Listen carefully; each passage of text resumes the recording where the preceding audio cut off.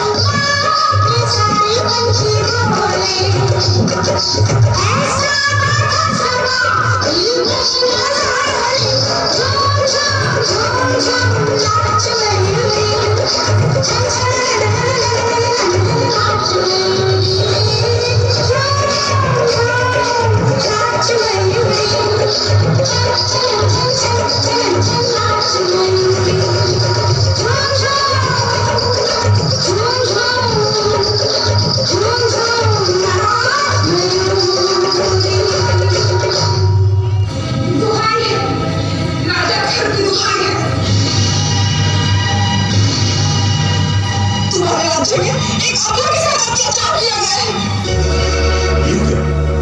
ऐसा घोर कर्म, ऐसा अत्याचार किसने किया है?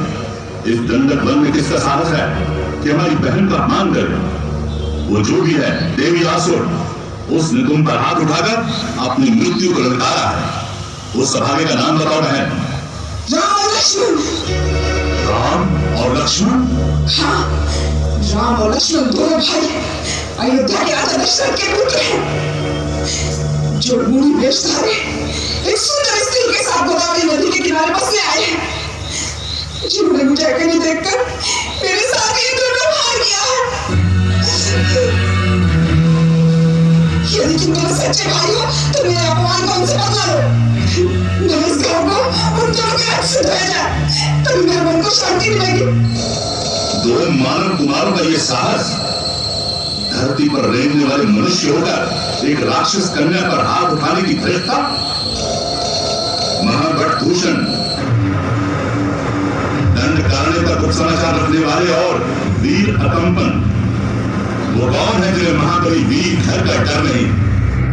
राजन, हो ना हो, ये वही अयोध्या के दो राजकुमार होंगे जो देश निकाला पाकर वनों में दर-दर भटकते फिर रहे हैं। दंडकारण्य के भीतरी भागों से जगह-जगह समाचार आते रहे हैं कि दो क्षत्रिय कुमार तपोवन के ऋषियों की रक्षा कर रहे हैं। जो राक्षस उधर आता है वो उसे मार डालते हैं।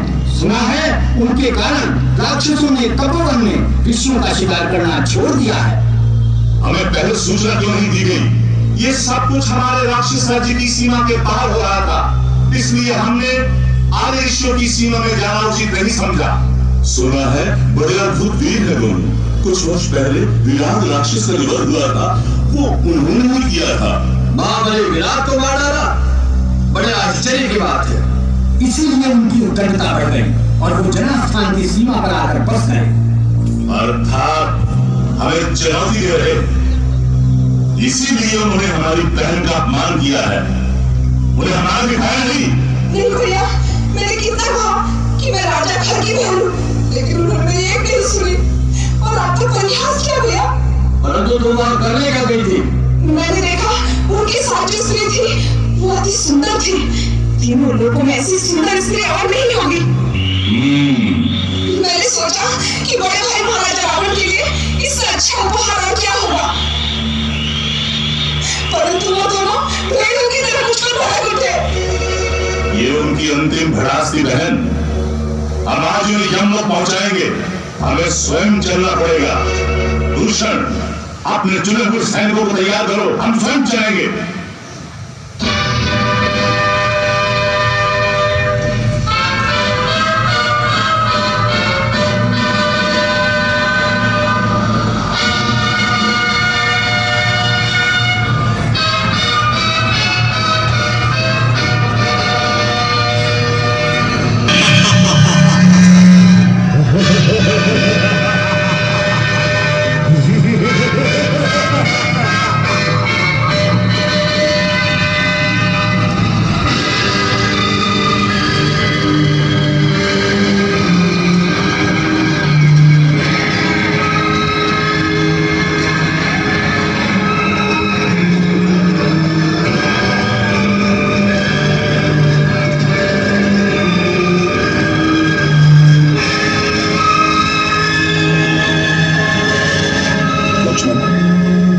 खरदूषण अब स्वयं सेना लेकर आए हैं। तुम यही ठहरो। भैया, मैं भी साथ आता हूँ। नहीं लक्ष्मण, हम दोनों यदि चले जाएंगे तो वो क्रूर राक्षसी सीता को अकेली पाकर आक्रमण कर देगी। तुम यही सजग रहकर सीता की रक्षा करो, मैं अकेले ही उनसे निपट लूंगा। मेरी चिंता मत करो। मुझे आपकी चिंता नहीं भैया, मैं तो ये कह रहा था उनसे मैं अकेला ही निपट सकता हूँ। अवश्य निपट सकते हो, परंतु इस समय तुम यही ठहरो।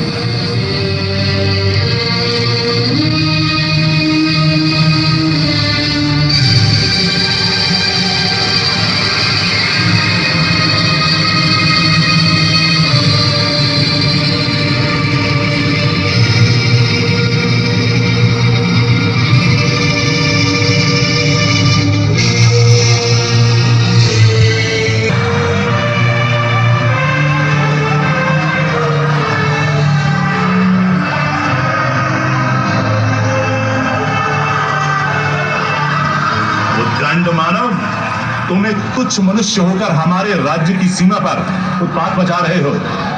हम तुम्हें प्राण दंड देने आए हैं। ये धनुष बाण वही धरती पर रखो और आगे बढ़कर अपने आप को हमारे हवाले कर दो। अभिमानी राक्षस, जो धनुष बाण हमने ऋषियों की आज्ञा से उठाया है, जिन्हें तुम्हारे राक्षस अकारण ही मार डालते हैं। अब ये बाण तुम्हारा और तुम्हारी सेना का संहार करके ही तुणीर में वापस जाएगा।